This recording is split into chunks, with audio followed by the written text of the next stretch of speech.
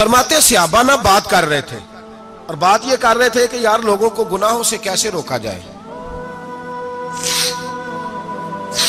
लोगों को गुनाहों से गुफ्तगू सहाबा ये कर रहे थे। अब्दुल्ला इब्न उमर कहते हैं बैठे थे और जो गुफ्तगू कर रहे थे कि गुनाहों से प्लानिंग जी होती थी, उनकी जो महफिलें होती थी ना बैठ के, वो खुशगपियां नहीं होती थी बल्कि वो तबलीग की, जद्दोजहद की, लोगों को बुराई से मना करने के लिए बैठते थे, उस पर मंसूबा बंदी करते थे, प्लान करते थे, आगे तरतीब देते थे। गुफ्तगू हो रही थी तो अब आपस में बात होने लगी कि कौन सा गुनाह ज्यादा बुरा है जिस पर सबसे पहले काम किया जाए। तो दूर एक सहाबी बैठे थे, उनका नाम था अब्दुल्ला इब्ने अमर। एक अब्दुल्ला बिन उमर है और एक अब्दुल्ला इब्ने अमर है। हजरत अब्दुल्ला इब्ने उमर दूर बैठे थे, बड़े समझदार सियाने बारीक बीन आदमी थे।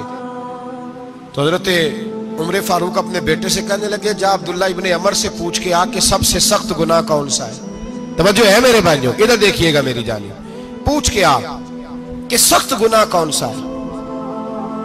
अब्दुल्ला बिन अमर रदी अल्लाह ताला अन्हु की खिदमत में जब अब्दुल्ला इब्ने उमर गए तो जाके कहने लगे कि सहाबा पूछते हैं कि आपने ज्यादा वक्त गुजारा है नबी रहमत सल्लल्लाहु अलैहि वसल्लम के पास, तो बतलाइए बुरा गुनाह कौन सा है, सबसे सख्त गुनाह, ताकि सबसे पहले उस पर पाबंदी लगाई जाए, उस पर मेहनत की जाए। तो हज़रत अब्दुल्ला इब्ने अमर कहने लगे सहाबा को जाके बता दो कि सबसे बुरा गुनाह शराब पीना है, सबसे बुरा गुनाह, और ये उम्मुल खबाइस है, बुराइयों की जड़ है, गुनाहों की मां है, ये बुनियाद है, बाकी गुनाह इसी से शुरू होते हैं। कहते हैं मैंने आके बताया तो हजरत अबू बकर सिद्दीक रदी अल्लाह ताला अन्हु सैयदना फारूक आजम कहने लगे खुद जाते हैं, उनके पास खुद जाते हैं, क्योंकि हमने बात सुननी है, हम खुद जाते हैं और उनसे जाकर के सवाल करते हैं कि अगर आपको इस तफसील का पता है ना तो इसके पीछे भी कोई तफसील होगी जो मेरे नबी पाक ने बयान की होगी सल्लल्लाहु ताला अलैहि वसल्लम, उस तफसील का भी आपको पता होगा जो नबी पाक ने बयान की होगी, इस बात के पीछे जो बैकग्राउंड है, जो पस मंजर है। फरमाते हैं कि हम उठे, अब्दुल्ला इब्ने अमर के पास गए, उनसे जाके पूछा कि जनाब आपने ये तो फरमाया है शराब उम्मुल खबाइस है, तो इसके पीछे पस मंजर क्या है। तो अब्दुल्ला इब्ने अमर कहने लगे ये मैंने अपने पास से नहीं कहा, ये मैंने नबी पाक से सुना हुआ है। हुजूर सैयद आलम सल्लल्लाहु अलैहि वसल्लम बैठे थे तो हुजूर ने फरमाया शराब ये नशा ये बुराइयों की मां है।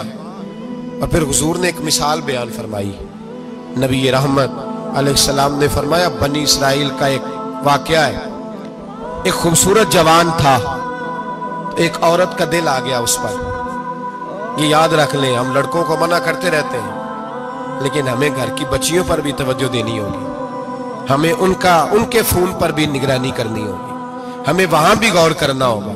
इसलिए कि अगर कोई बच्ची गुंजाइश ना दे तो मेरा ख्याल है कि लड़का जुर्रत करने की ताकत नहीं रखता, तो वहां भी उनकी अम्मा से कहे कि पाबंदी लगाए, बच्ची किसी का मोबाइल लेकर के कहीं उसको इस्तेमाल तो नहीं कर रही, इस पौधे पर भी तवज्जो दे, दरख्त बनने से पहले इसकी भी निगरानी करें, ये भी बड़ा जरूरी काम है।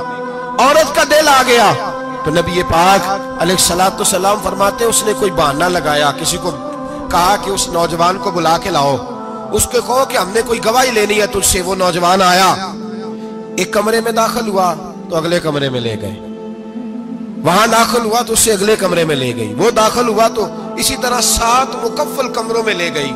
मेरे करीम रसूल मेरे महबूब पाक अलैहिस्सलाम फरमाते सहाबा को समझा रहे हैं मीठे लबो लहजे में, फरमाते जब सबसे पिछले कमरे में ले गई तो एक लड़का बंधा हुआ था वहां रस्सियों से, शराब का प्याला पड़ा हुआ था। और बीबी कहने लगी कोई गवाही शवाही नहीं लेनी, तुझे इसलिए बुलाया है कि तेरे ऊपर दिल आ गया है, अब मेरे साथ मुंह काला कर। तो वो जवान कहने लगा नहीं, मैंने अपने नफ्स को पाक रखा हुआ है, मेरी नजर भी पाक है, दिल भी पाक है, और उसकी बरकत यह है कि रब ने मेरी रूह को भी पाक रखा हुआ है, तो मैं ये हरकत नहीं कर सकता। पाक लोग पलीत कामों की जानिब तवज्जो नहीं करते, मैं ये हरकत नहीं कर सकता। इकबाल ने अपने बेटे को दुआ दी थी, उसने कहा था हया बाकी नहीं है जमाने की आंख में, खुदा करे कि रहे तेरी जवानी बेदाग, खुदा करे कि रहे तेरी जवानी बेदाग।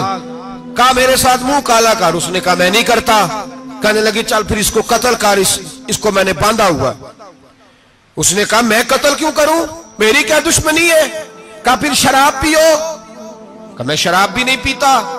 तो कहने लगी अब तो मैंने तुझे अपने चुंगल में फांस लिया है, अब तू यहां से बच के जा नहीं सकता, और अगर तू बाहर जाएगा तो मैं शोर करूंगी, लोग जमा करूंगी, इसने मेरी इज्जत आबरू पे हाथ डाला है, तो तू बच तो नहीं सकता, एक काम तो करना पड़ेगा।